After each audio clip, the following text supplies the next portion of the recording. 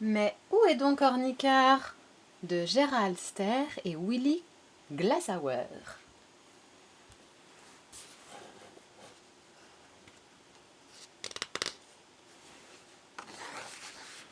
Mais où est donc Ornicar?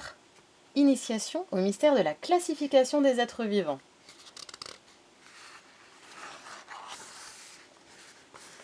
C'est la rentrée scolaire. Tous les animaux se rendent en classe. Le chimpanzé, le babouin, le pélican, le chien, la grenouille, le canard, l'antilope, l'ours brun, la chauve-souris, le hibou, les lapins, le panda, la tortue, le chat, le dindon, le cochon, l'autruche, les manchots, l'otarie, les ratons laveurs, les poules, la marmotte. Tous se connaissent bien et sont heureux de se revoir. Ce sont de joyeuses retrouvailles.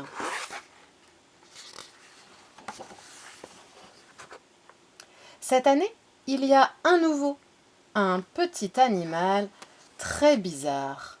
Ornicar, le petit ornithorynque. Comme il ne connaît personne, il reste à part. Pour mettre de l'ordre dans sa classe et donner une place à chacun, la maîtresse dit « Les enfants, vous allez faire des groupes ». Tous les enfants sont attentifs.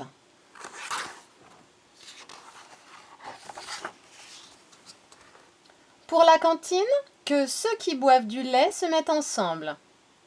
Quand la maîtresse voit Ornicar se mettre dans le groupe des buveurs de lait, elle lui dit « Ornicar, viens ici, je crois que tu te trompes.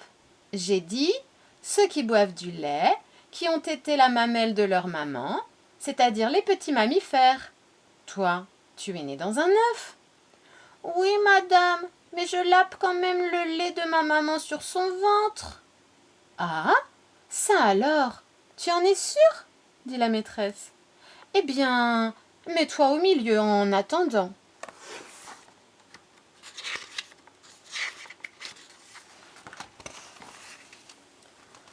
Pour les activités sportives, que ceux qui ont des plumes et un bec se séparent des autres. D'un côté, les oiseaux se rassemblent, et de l'autre côté, tous les autres animaux, des castors aux escargots. Mais au beau milieu, hésitant et désemparé, il y a encore Ornicar.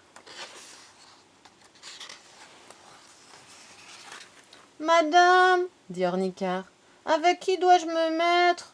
J'ai une large membrane aux pattes antérieures, mais j'ai des pattes de derrière à peine palmées, avec des griffes au bout, un peu comme un castor. J'ai un bec comme les canards, en plus avec des dents. J'ai de la fourrure comme un ours, j'ai une queue comme une loutre, mais je suis un petit ornithorynque qui ne ressemble à personne. » Ça alors! Toute la classe est étonnée.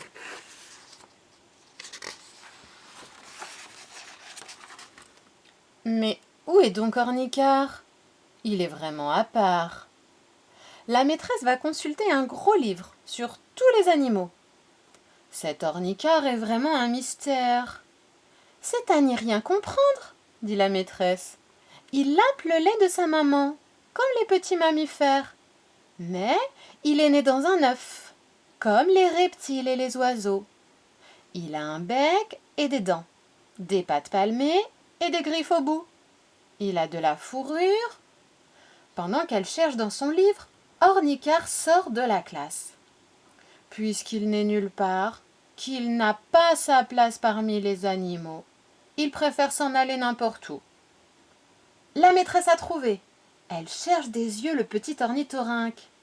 Il a disparu. « Mais où est donc Ornicar ?» dit la maîtresse.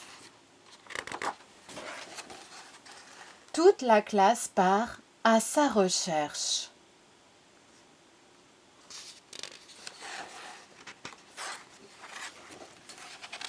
Ils finissent par le trouver, pleurant au bord de la rivière.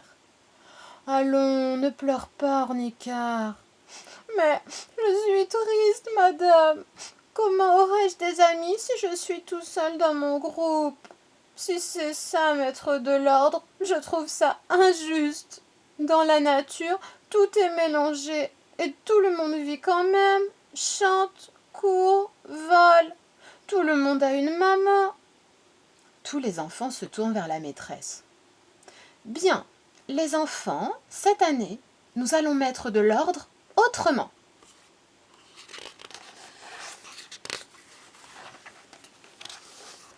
La maîtresse inaugure sa nouvelle façon d'organiser sa classe, en donnant un cours de musique où chacun se place en fonction de ses capacités.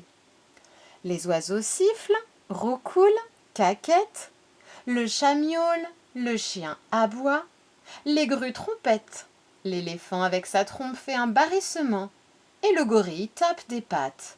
Et tout ça fait un orchestre épatant.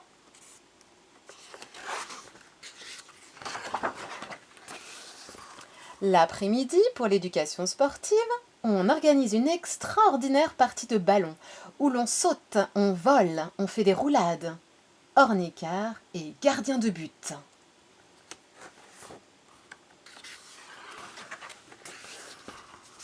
À l'atelier d'expression artistique, en fin de compte, que l'on se serve de sa trompe, de son bec, de ses pattes, de ses griffes ou de son groin. Seule la beauté du résultat a de l'importance.